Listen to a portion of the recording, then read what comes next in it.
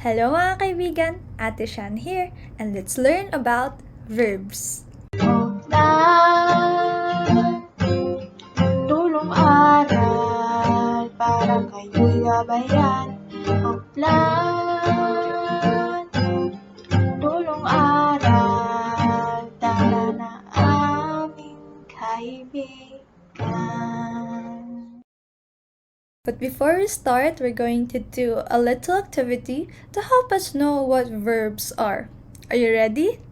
Well, let's go! The first action that you are going to do is clap your hands for 10 seconds.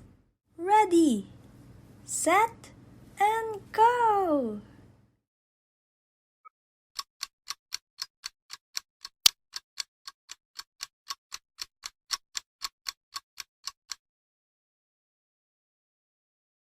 Great job, mga kaibigan! The second action that you are going to do is smile for 10 seconds. Ready, set, and go!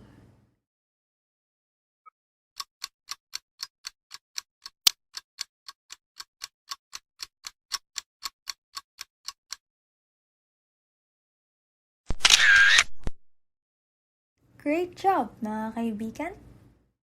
The third action that we are going to do is to sing. Ready, set, and go! We will be singing Twinkle, Twinkle.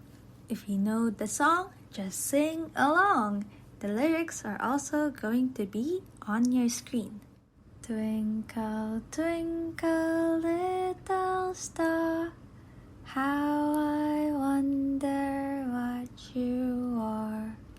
Up above the world so high, like a diamond in the sky. Twinkle, twinkle, little star, how I wonder what you are. Great job, mga kaibigan! Can you still remember the actions that you did a while ago? Let's recall. It was clap, smile, and sing. These are what you call verbs. Ate Shan, what is a verb? A verb is a word that describes an action. A verb is a word that describes the condition of someone or something. And a verb is a word that describes an event. But in this lesson, we will be learning verbs as a word that describes an action. It is also known as action verb. All sentences have at least one verb and one subject for it to be considered complete. A subject is a person or a thing performing the verb. Example, Ricky dances. Ricky is the subject because he is the one performing the verb, which is dances. On our second example, why don't you try and figure out which one is the subject and the verb? It says here, Jane reads. Pause the video and try to figure out which one is the subject and the verb. In this example, the subject is Jane and the verb is reads. On our last example, it says here, Kate sleeps.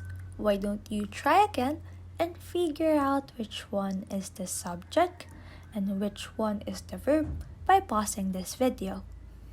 The subject in this sentence is Kate, because she is the one performing the action or the verb, which is sleeps. Remember, without a subject and without a verb, there can never be a sentence. And now, let's have the summary of our lesson. Action verb is a word that describes an action.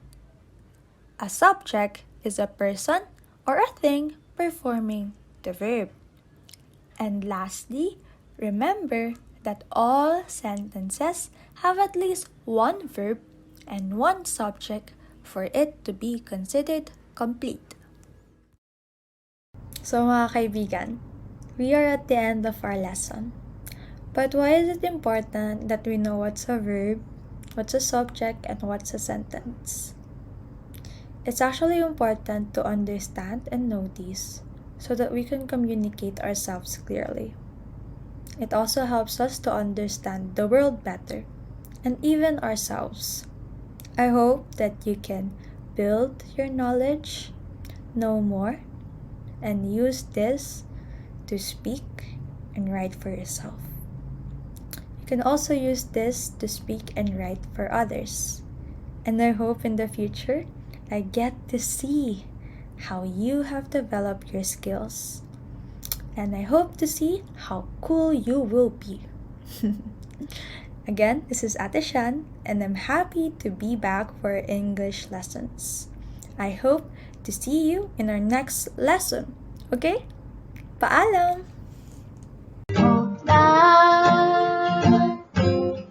Tulong aral para kayo'y gabayan. Ang plan